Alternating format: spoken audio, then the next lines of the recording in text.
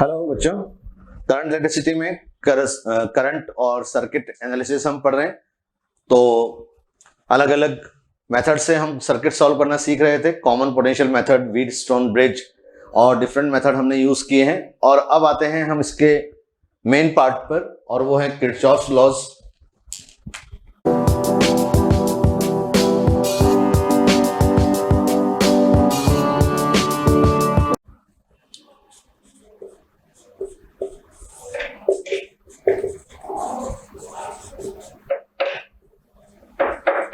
Kirchhoff's laws. Kirchhoff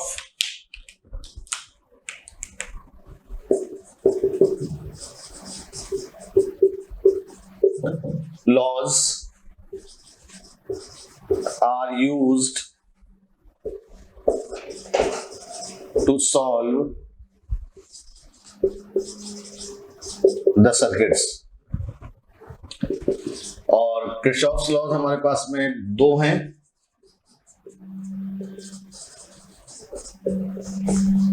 first law is KCL and second is KVL, Kirchhoff's current law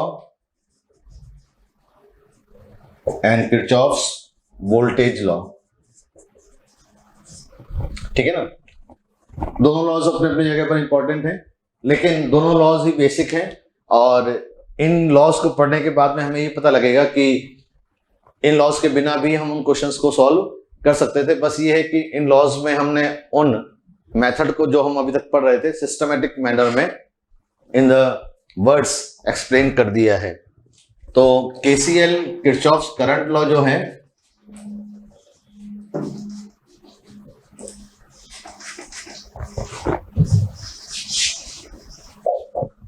Kirchhoff's current law में ये बताता है, according to this law net incoming current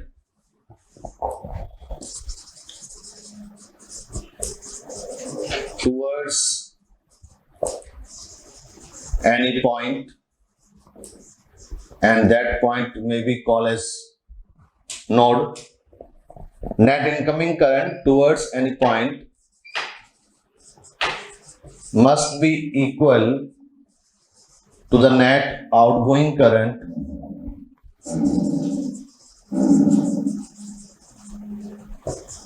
from that point.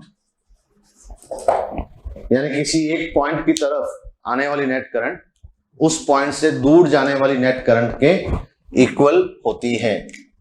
तो बस आप ध्यान में रखें कि net incoming must be equal to the net outgoing, यानी इनकमिंग और आउटगोइंग करंट दोनों बराबर होंगी। जैसे मान लीजिए कि हम इस नोड की बात करते हैं, यहां पर ये पॉइंट P है और कुछ करंट इसके पास आ रही हैं, कुछ करंट इससे दूर जा रही हैं।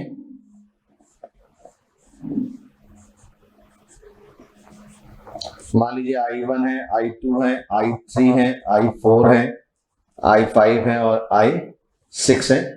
तो इस पॉइंट के लिए अगर आप KCL यूज करेंगे तो सिर्फ आपको ये देखना है कि कितनी करंट पॉइंट P की तरफ आ रही है। तो इनकमिंग करंट हम देखें यहां पर for point P,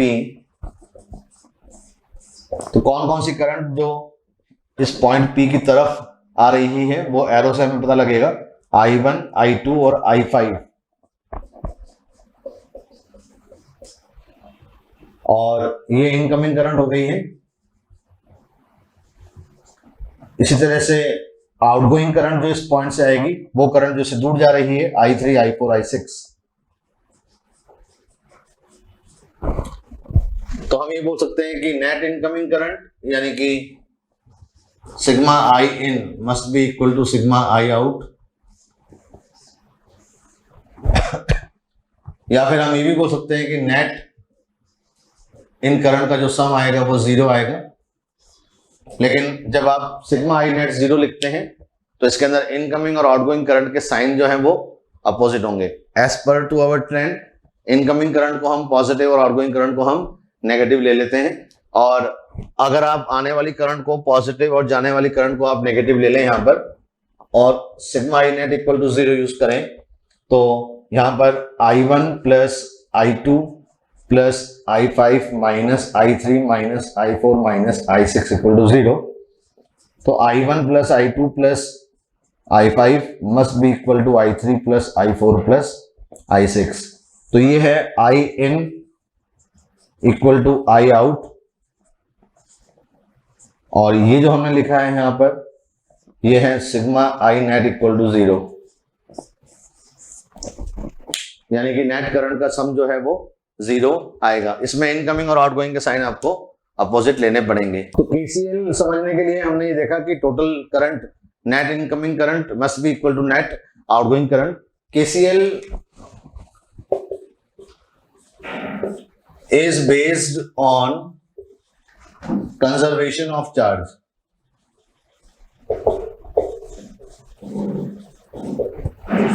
conservation of charge पर बेस्ड है ये लो, जिसमें हमें ये पता लगता है कि चार्ज किसी भी पॉइंट की तरफ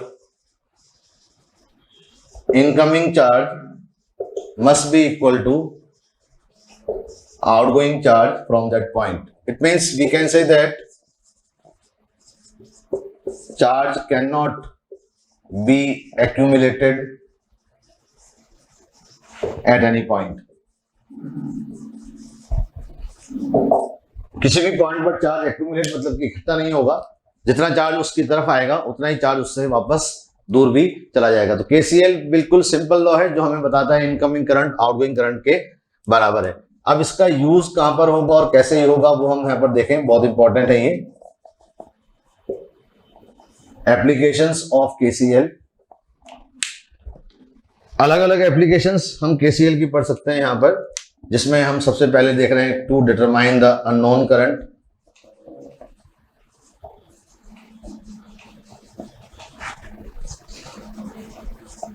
अननोन करंट आप पता लगाएंगे, मान लीजिए ये क्वेश्चन इस तरह का आ जाता है,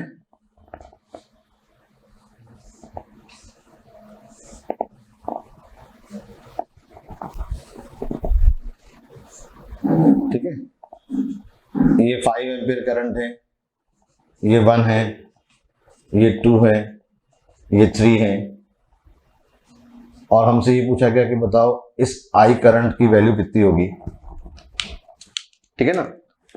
तो अलग अलग पॉइंट पर आप देखेंगे कितनी करंट्स आ रही हैं, उनमें कौन कौन नोन है और कौन कौन अननोन है। कहां से स्टार्ट किया जाएगा इसको, ये आपके इस क्वेश्चन को देखने का एक्सपीरियंस पर डिपेंड करता है। जैसे मैं इसकी बात करूं, इस वाले पॉइंट की बात करूं मैं, तो यहां पर मुझे 4 ब्रांचेस दिखाई दे रही हैं, लेकिन इनमें से केवल 2 ही करंट नोन है, तो मुझे ये क्वेश्चन यहां से स्टार्ट नहीं करना है।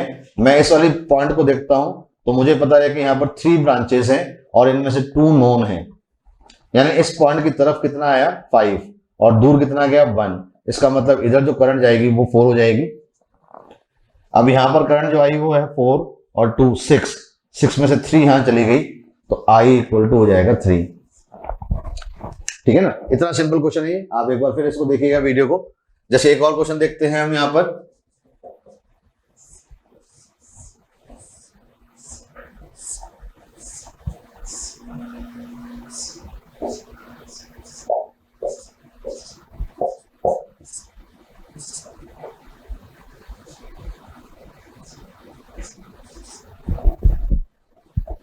और मान लीजिए क्वेश्चन आपको सामने आ गया और बोला गया है find out the value of I। I current हमसे पूछे गई है, वहां पर I करंट कितनी आएगी। तो अब इस क्वेश्चन को कहां से स्टार्ट करेंगे हम, वो हम देख लेते हैं कि किन किन पॉइंट्स पर हम देखें। तो आप चाहें तो यहां से स्टार्ट कर सकते हैं, आप चाहे तो यहां से भी स्टार्ट कर सकते हैं। यहाँ कितनी करंट आई 1 और यहाँ कितनी आई 3, इसका मतलब इधर हर हालत में करंट कितनी गई होगी 4।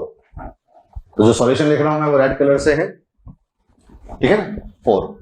अब ये 4 करंट यहाँ पर आ गई, लेकिन हमें इस ब्रांच की करंट नहीं पता। अब मैं इस ब्रांच को देखता हूँ, इस वाले पॉइंट को देखता हूँ, तो इस पॉइंट पर इनकमिंग करंट कितनी है 1, इनकमिंग करंट कितनी है 1, और ये 1 यहाँ चली गई और यहाँ पर, ठीक है ना। तो अब मैं ये देख रहा हूँ कि पॉइंट, इस वाले पॉइंट की बात करूं मैं, तो इस वाले पॉइंट पर इनकमिंग जो करंट आ रही है, इस पॉइंट की तरफ आने वाली करंट जो है वो कितनी है 1, ठीक है ना 1, और जाने वाली करंट कितनी है यहाँ पर 3।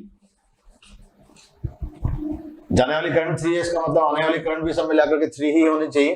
तो इनकमिंग करंट 1 तो है ही, तो मेरा इसका मतलब +2 और आनी चाहिए। तो यहां पर ये जो करंट हो जाएगी ये हो जाएगी +2, ठीक है ना। कितनी हो जाएगी +2। अब आप देखो तो ये +2 यहां से आया और 1 यहां से आया, 2 और 1 कितना हो गया 3, उसमें से 1 यहां गया 2 यहां गया। अब ये 2 जब यहाँ पे आई गए हैं तो मुझे पता लगा कि ये 2 जो इनकमिंग ऊपर से आया नीचे चला गया, इसका मतलब इधर कितना आ गया 0। अब इस वाले पॉइंट को देखें आप पॉइंट M की, तो पॉइंट M पर आपको क्लियर कट दिखाई दे जाएगा कि ये 0 है और ये 4 है, तो I must be equal to 4। वैसे इसका शॉर्ट मेथड ये भी है कि आप इस पूरे स्क्वायर को ही एक पॉइंट यानी कि नोड कंसीडर कर लो, और इस पूरे स्क्वायर को, जो भी अंदर स्क्वायर बना हुआ है, ये स्क्वायर बना हुआ है अंदर, इसको मैंने पूरा एक नोड कंसीडर कर लिया है, और बस मैं ये देखता हूं कि इसके अंदर आने वाली करंट कितनी है और इससे दूर जाने वाली करंट कितनी है। तो इस नोड की तरफ कौन कौन आ रहा है, 2 आ रहा है, 2 और 1 3 आ रहा है, 2 और 1 3 और ये 3 कितना हो गया 6।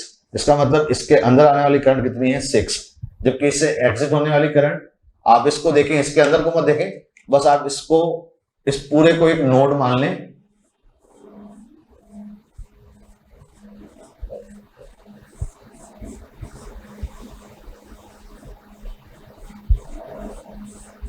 अब नोड के अंदर क्या हो रहा है हमें से मतलब नहीं, बस हमें इतना पता है कि नोड की तरफ कितनी करंट आ रही है और नोड से बाहर कितनी करंट जा रही है। तो इस पूरे के पूरे आप इस स्फीयर को देख रहे हो या पॉइंट को देख रहे हो, तो 2 और 1 3 और 3 6 आ गया, और जाने वाली करंट इधर कितनी करंट जा रही है 2, तो इधर कितनी करंट जाएगी, तो इधर हो जाएगी 4। तो क्योंकि किसी भी लूप की या किसी पॉइंट की बात करें तो अंदर incoming current must be equal to outgoing current. तो आप बड़े से एक सर्किट को भी आप एक नोड कंसीडर करके अपना आंसर ला सकते हैं। दोनों मेथड आपको मैंने यहां पर बता दिए हैं, एक बार आप फिर रिवाइंड करके देखिएगा, बहुत इजी है, बिल्कुल आराम से समझ में आएगा। तो केसीएल की ये एप्लीकेशन हमने पढ़ी है, और देखें हम कहां पर हम केसीएल को यूज कर सकते हैं। सेकंड मेथड या सेकंड एप्लीकेशन टू डिटरमाइन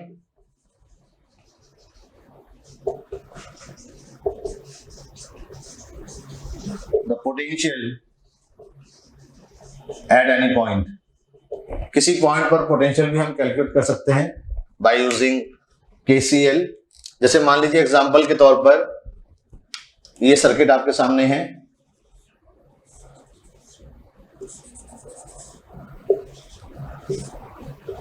ये वाला पॉइंट V1, ये पॉइंट V2 और ये पॉइंट V3 पोटेंशियल पर है। R1, R2, R3 ये 3 रेजिस्टेंस हैं, और हमें पॉइंट O का पोटेंशियल चाहिए। Find out the potential eight point O। तो अब इस तरह के जो क्वेश्चन होंगे वो आपको समझ में आ जाएगा कि अब हम केसीएल से यूज करके इसको इजीली ला सकते हैं। बेसिक कंसेप्ट इसका यही है जो हमने पहले भी पढ़ा था कि अगर किसी रेजिस्टेंस में करंट A से B फ्लो हो रही है तो ये करंट कितनी होती है, ये करंट होती है पोटेंशियल डिफरेंस बाय रेजिस्टेंस। ये कंसेप्ट हमें पता ही है। अब इस सर्किट के अंदर आप पॉइंट O पर कुछ भी कंसीडर कर सकते हैं आपकी इच्छा के हिसाब से पोटेंशियल, ठीक है ना। मान लेता हूं X है, Y है, Z है, मान लेता हूं V0 है, कुछ भी पोटेंशियल है, ठीक है ना। तो ये पोटेंशियल मैंने यहां पर कंसीडर कर लिया V0। अब सपोज मैंने ये किया कि इसमें ये करंट ऊपर से आ रही है, इसमें ये करंट इधर और इसमें ये करंट इधर। इसका मतलब मैंने ये मान लिया है कि एज्यूम कर लिया है कि ये V0 सबसे छोटा है। इसकी एक्चुअल वैल्यू क्या होगी वो कैलकुलेशन के बाद में हमें मिल जाएगी, एजम्पशन आपके ऊपर है। आप चाहें तो इसको ऐसे भी एज्यूम कर सकते हैं सेम सर्किट को, और आप देखोगे कि इसके रिजल्ट पर कोई डिफरेंस नहीं आएगा। ये V1, ये V2 और ये V3, ये R1, R2 और ये R3, इसका पोटेंशियल आपने V0 कंसीडर किया, और यहां पर आप कंसीडर कर सकते हो कि ये करंट इधर आई I1, ये करंट इधर गई I2 और ये करंट इधर गई I3। जबकि मैंने यहां पर ये कंसीडर किया है कि तीनों करंट यहां पर इस पॉइंट पर इनकमिंग हो रही हैं। तो अगर मैं केसीएल यूज करता हूं यहां पर पॉइंट O पर,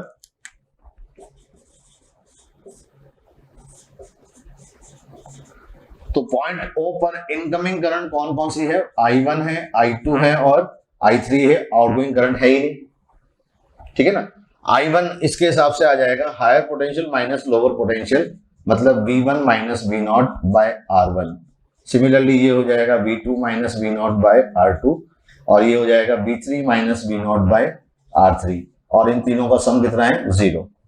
अब ये V1 by R1 plus V2 by R2 plus V3 by R3 मैंने इधर रख लिया है, और ये जो नेगेटिव क्वांटिटीज है वो वहां चली जाएगी, इन सब में V नॉट कॉमन आ जाएगा, तो ब्रैकेट में क्या बचेगा 1 by R1 plus 1 by R2 plus 1 by R3। ये इक्वेशन बन गई है आपके पास फाइनली, और इससे आप पॉइंट O का पोटेंशियल कैलकुलेट कर सकते हो। लेकिन कई बच्चों के माइंड में ये कंफ्यूजन आता है कि आपने तीनों करंट यहाँ पर इनकमिंग क्यों ली, तो उसके लिए मैंने आपको बताया कि यहाँ पर आपने उसको चेंज कर दिया है, और आपने कहा I1 और I2 इनकमिंग करंट है और I3 यहाँ पर आउटगोइंग करंट है। अब मान लो हम यूज करते हैं पॉइंट O पर वापस KCL, higher potential minus lower potential, I1 plus I2 incoming current है, और आउटगोइंग करंट यहां पर कितनी ली है आपने I3। I1 को क्या लिखोगे आप V1 minus V naught by R1, V2 minus V naught by R2, और I3 करंट क्योंकि O से पॉइंट 3 की तरफ जा रही है, ये डायरेक्शन है I3 की, तो इसको आपको लिखना पड़ेगा V not minus V3 by R3। अब V1 बाय R1 यहां बचेगा, V2 बाय R2 है ही, माइनस V3 बाय R3 इधर आएगा, जो इधर आके प्लस हो जाएगा, और V नॉट वाली क्वांटिटीज में वहां ले गया, तो ये दोनों क्वांटिटीज जो नेगेटिव में उधर जाके पॉजिटिव हो जाएंगे, और ब्रैकेट में आएगा 1 by R1 1 by R2 1 by R3। तो अब आपने देखा कि आपने इसमें और इसमें करंट अलग अलग एज्यूम की, तो भी फाइनल रिजल्ट एक ही आया। तो ये टोटली आप पर डिपेंड करेगा, लेकिन फाइनल जो वैल्यू निकल के आएगी वो सेम होगी, लेकिन तब जब आपने KCL बिल्कुल प्रॉपर यूज किया है। और इससे आप V नॉट यानी पॉइंट O का पोटेंशियल कैलकुलेट कर सकते हैं। तो ये आएगा V1 by R1 plus V2 by R2 plus V3 by R3 divided by 1 by R1 1 by R2 1 by R3। और ये याद होने के बाद में हम देखते हैं कि बहुत सारे क्वेश्चंस बिल्कुल इजीली सॉल्व हो जाते हैं। जैसे एक छोटा सा एग्जांपल हम यहां पर करें इसी से रिलेटेड।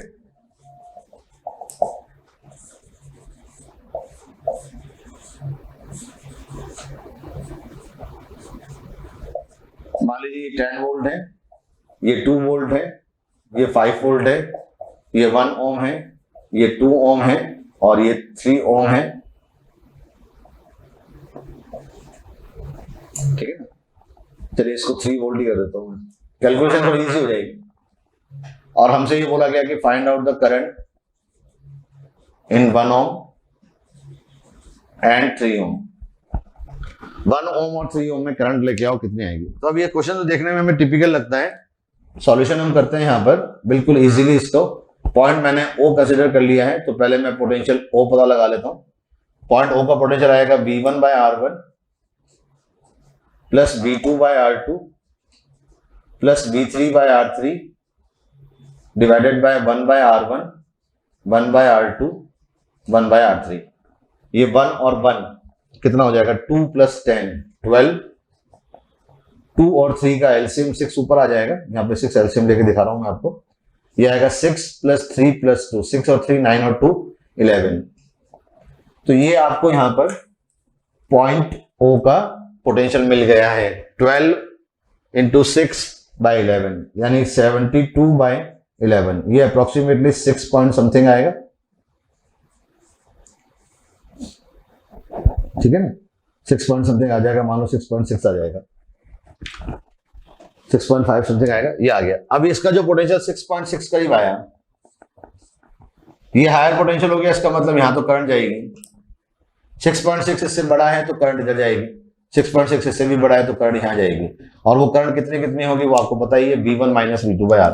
तो 1 ओम में जो करंट आएगी I1, उसकी वैल्यू आ जाएगी 10 minus 6.6 V1 minus V2 bye R। तो ये अप्रोक्सीमेटली 3.4 एम्पियर आ जाएगी।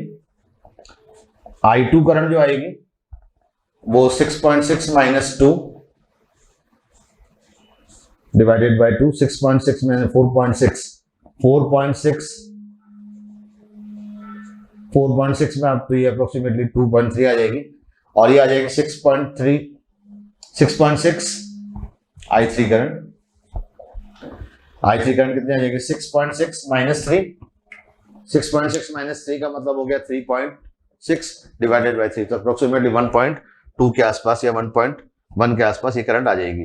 तो आप देखोगे कि ये करंट जो आपको मिली है यहाँ पर, ठीक है ना, क्योंकि ये 6.66 है तो ये 3.37 आएगा, तो ये करंट इन दोनों करंट के यहाँ पर सम के बराबर आ जाएगी। आपको इस पर्टिकुलर पॉइंट का पोटेंशियल पता लगाना था, जो आपने केसीएल को यूज करके पता लगा लिया। कई ऐसे टिपिकल क्वेश्चंस होते हैं जो आपने देखा होगा कि जेईई मेंस में, जेईई एडवांस में और यहाँ तक कि नीट में भी कई क्वेश्चंस ऐसे आए हैं जिनमें कई टीचर्स उनको केवीएल बड़े बड़े रूल्स लगा करके सॉल्व करते हैं और हम देखते हैं कि वो बिल्कुल इजीली शॉर्ट में कैसे सॉल्व हो पाएंगे। तो आप केसीएल बहुत इंपॉर्टेंट लॉ है और देखो जहां तक हो सके आप इस केसीएल को यूज करना सीखें।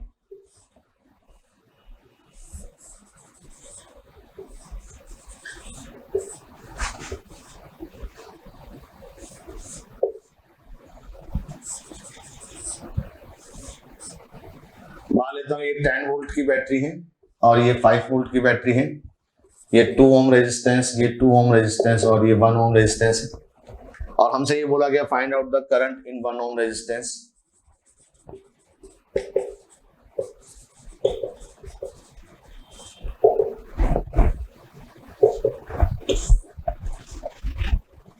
तो मल्टी लूप अगर प्रॉब्लम आती है तो भी उसको आप केवीएल की बजाय पहले आप केसीएल से सॉल्व करना सीखिए और केसीएल से वो नो डाउट बहुत इजीली और बहुत शॉर्ट में और बहुत कम टाइम में सॉल्व हो जाएगा एज कंपैरेटिवली केवीएल। केवीएल भी हमें यूज करना आना चाहिए, लेकिन केवीएल हम बिल्कुल मुसीबत में ही यूज करेंगे जब हमें और कोई रास्ता दिखाई ना दे, क्योंकि केवीएल में आपको थोड़ा टाइम कंज्यूम करना ही पड़ेगा। लेकिन केसीएल एक ऐसा लॉ है जिसमें आप बहुत कुछ शॉर्ट में कर सकते हैं। तो देखिए जैसे ये मल्टी लूप जब प्रॉब्लम आपके सामने आती है तो इसको सॉल्व करने का मेथड मैं आपको यहाँ लिखवा रहा हूं, आप उसको ध्यान से सुनिएगा, फिर उसके बाद में आप उसको अप्लाई कर सकते हैं। सबसे पहले आप बड़ी वाली बैटरी पर अपना ध्यान लगाएं। Consider the bigger battery. जो बड़ी बैटरी है सर्किट में, ये कहीं आपको लिखा हुआ नहीं मिलेगा किसी भी कॉपी में या बुक्स में, ठीक है ना, ये इसलिए ये रूल मेरे ही हैं तो मैं अपनी ही लैंग्वेज में लिखा रहा हूं। आप सबसे बड़ी वाली बैटरी को कंसीडर करो, बाकी सबको एक बार भूल जाओ आप। और सबसे बड़ी वाली बैटरी को जब आपने कंसीडर किया, 10 वोल्ट की बैटरी है, तो आप इसका पोटेंशियल 10 और इसके नेगेटिव वाला का पोटेंशियल आप कितना ले लो, 0।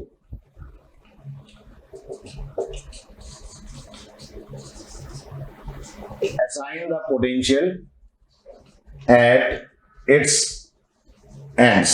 उसके एंड्स पर आपने पोटेंशियल असाइन कर दिया, हायर पोटेंशियल को बड़ा और लोअर पोटेंशियल को छोड़ा दे दिया। कई लोग बोलते हैं कि साहब मैं 10 और 0 इक्वल हूं, तो आपकी इच्छा है आप इसको 20 ले लें तो इसको 10 ले लें, आप इसको 2 ले लें तो फिर ये कितना हो जाएगा, -8। मतलब डिफरेंस 10 वोल्ट का आना चाहिए, ये लोअर होना चाहिए और ये हायर होना चाहिए। तो सबसे इजी क्या है, 10 और 0 ही इजी, राइट। तो ये 10 वोल्ट हो गया और ये कितना वोल्ट हो गया, 0। अब जब ये 0 वोल्ट पर है और ये 0 से 5 ज्यादा आएगा क्योंकि ये हायर पोटेंशियल पर है, तो अगर ये 0 है तो फिर ये कितना हो जाएगा यहाँ पर, 5 वोल्ट। अब आप सिर्फ रेजिस्टेंस पर ध्यान लगाएं। Check the ends of all resistance. जितने भी रेजिस्टेंस हैं आप केवल उनके एंड्स पर ही ध्यान लगाएं। तो यहां पर हमें 3 रेजिस्टेंस दिखाई दे रहे हैं। अब इसका ये वाला एंड जो दिख रहा है आपको, ये 0 पर है, ये एंड तो यहां पे है। ये 2 जो है 2, इसका ये वाला एंड किस पर दिख रहा है आपको, 10 पर, क्योंकि ये 10 है तो ये भी 10 ही होगा। इस 2 का ये पोटेंशियल कितने पर है, 5 पर। अब देखो ये पॉइंट वो मिल गया, इस पॉइंट का पोटेंशियल मुझे तुरंत मिल जाएगा, V1/R1, V2/R2, V3/R3, 1/R1, 1/R2, 1/R3। ये हो गया 0, ये 10/2 कितना हो गया, 5 प्लस 5/2 है ना, यानी 2.5, तो कितना हो गया, 7.5।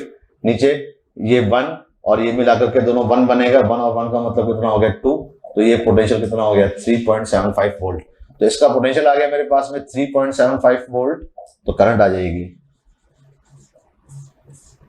1 ओम रेजिस्टेंस में करंट तुरंत मिल जाएगी आपको 3.75 माइनस 0 डिवाइडेड बाय रेजिस्टेंस की वैल्यू, तो ये 3.75 एम्पियर आ गई। और करंट की डायरेक्शन भी आपको मिली गई है यहाँ पर, ये करंट कहां से कहां फ्लो होगी, क्योंकि ये वाला पॉइंट जो है, ये पॉइंट मैंने लिखा है ओ, कितने वोल्ट का है, पॉइंट है ये वो 0 वोल्ट, तो यही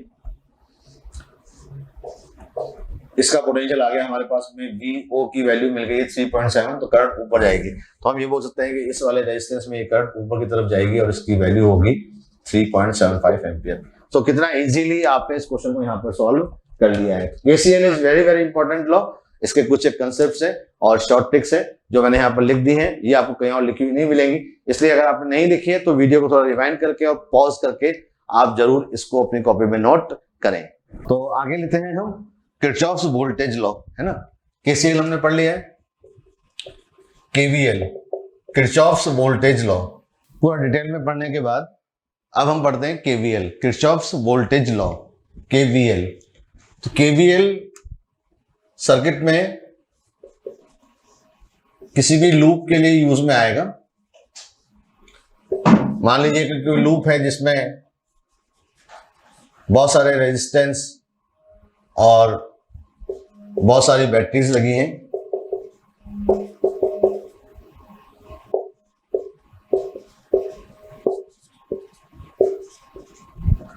तो इस तरह का सर्किट जो होता है वो सर्किट का एक लूप कहलाता है। और किसी भी सर्किट में एक या एक से ज्यादा भी लूप्स हो सकते हैं। तो KVL की हम बात जब करते हैं तो सबसे पहली बात तो यही है कि KVL is used for the loop of circuit.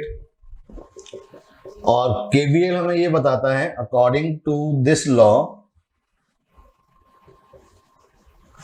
For any closed loop, किसी भी क्लोज्ड लूप के लिए sigma E equal to sigma IR, यानी कि sum of EMF equal to sum of potential drop at all the elements, sigma E equal to sigma IR। और जैसा कि आपको पता है कि EMF is the source of electromotive force, ये EMF का सोर्स होती है जितनी भी बैटरीज होती हैं जो एनर्जी प्रोवाइड करती हैं। इसका मतलब इन सर्किट के अंदर E जो होता है वो एनर्जी प्रोवाइडर करता है। तो इन बैटरीज को हम कंसीडर कर सकते हैं एज द एनर्जी प्रोवाइडर, और जो रेजिस्टेंस होते हैं ये एनर्जी को कंज्यूम करते हैं in the form of heat. तो हम ये बोल रहे हैं रेजिस्टेंस जो होते हैं, ठीक है ना, वो एनर्जी कंज्यूमर होता है। तो sigma E equal to sigma IR हमें ये बताता है कि जितनी एनर्जी प्रोवाइड हो रही है उतनी ही एनर्जी कंज्यूम भी होती है। इसका मतलब KVL जो है is based on conservation of energy. किस पर बेस्ड होगा ये? कंजर्वेशन ऑफ एनर्जी पर। जैसे KCL बेस्ड था कंजर्वेशन ऑफ चार्ज पर, वैसे ही ये होता है कंजर्वेशन ऑफ एनर्जी पर। अब कंजर्वेशन ऑफ एनर्जी अगर कोई पूछे आपसे कि कैसे हो रही है, तो आप बोलेंगे कि जितने भी EMF के सोर्स हैं वो जितनी एनर्जी प्रोवाइड कर रहे हैं उतने ही एनर्जी कंज्यूम करेंगे ये सारे रेजिस्टेंस मिलकर। IR equal to sigma E। और सिग्मा E और सिग्मा IR पता लगाने के लिए हम यहां पर एक स्पेशल साइन कन्वेंशन यूज करेंगे, और इस साइन कन्वेंशन के बिना कभी भी KVL यूज नहीं किया जाएगा। अब साइन कन्वेंशन कैसे होती है वो हम देखें। यहां पर हमारे इस सर्किट में अभी जो हम पढ़ रहे हैं 2 एलिमेंट्स हमें दिखाई देंगे, या तो बैटरी और या फिर रेजिस्टेंस। तो बैटरी के लिए साइन कन्वेंशन क्या रहेगी? यहां पर बैटरी के लिए साइन कन्वेंशन ये रहेगी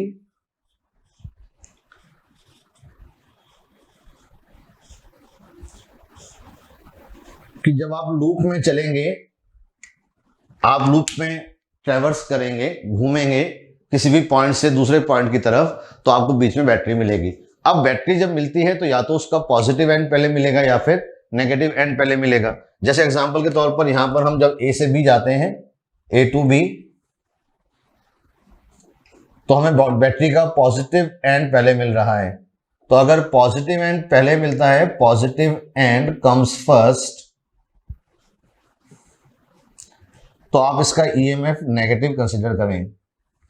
नेगेटिव इसलिए कंसीडर करें क्योंकि जब हम ए से बी जा रहे हैं और हमें पॉजिटिव एंड पहले मिल गया है, इसका मतलब हम हायर से लोअर पोटेंशियल की तरफ जा रहे हैं। So we are moving towards decreasing potential, इसलिए हमने यहाँ पर नेगेटिव लिया। और जब हम ए से बी जाएंगे और नेगेटिव पहले आएगा, इसका मतलब हम हायर पोटेंशियल पे जा रहे हैं। तो नेगेटिव एंड कम्स फर्स्ट, तो आप इसके ईएमएफ को पॉजिटिव कंसीडर करें। सिमिलरली रेजिस्टेंस की अगर हम बात करेंगे कि रेजिस्टेंस में ये रूल किस तरह से यूज में आएगा, तो रेजिस्टेंस में आपको करंट की डायरेक्शन देखनी पड़ेगी, ठीक है ना। करंट सर्किट में फ्लो हो ही रही होगी और आप चल रहे होगे एक पॉइंट से दूसरे पॉइंट पर। अगर आप करंट की डायरेक्शन में ही चलते हैं, या हो सकता है कि आप करंट के अपोजिट जाना पड़ जाए आपको सर्किट में, करंट यूं आ रही है और आप ऐसे जा रहे हैं, करंट इसमें ऐसे फ्लो हो रही है। In the direction of current, current की डायरेक्शन में चल रहे हैं अगर आप, तो आई आर को आप नेगेटिव कंसीडर करें, और opposite to the current I R को आप पॉजिटिव कंसीडर करें। करंट की डायरेक्शन में आई आर नेगेटिव रहेगा और करंट के अपोजिट आई आर पॉजिटिव रहेगा। ये साइन कन्वेंशन आपको याद करनी पड़ेगी, लेकिन इसको हम जब यूज करेंगे बार बार तो फिर आप इसके लिए हैबिचुअल हो जाएंगे और फिर आपको ये बहुत इजी लगेगा। दूसरी बात, अगर आप साइन कन्वेंशन को रिवर्स करना चाहते हैं, जैसे मान लीजिए आप कहते हैं कि सर पॉजिटिव एंड पहले आएगा तो मैं ई पॉजिटिव लूंगा, तो आप ले सकते हैं, लेकिन फिर आप नेगेटिव एंड में जब नेगेटिव एंड पहले आएगा तो फिर ई आप नेगेटिव लें। मेरे कहने का मतलब या तो साइन कन्वेंशन आप पूरी की पूरी रिवर्स कर दें या फिर जो हमने पढ़ा है आप उसे ही याद करें।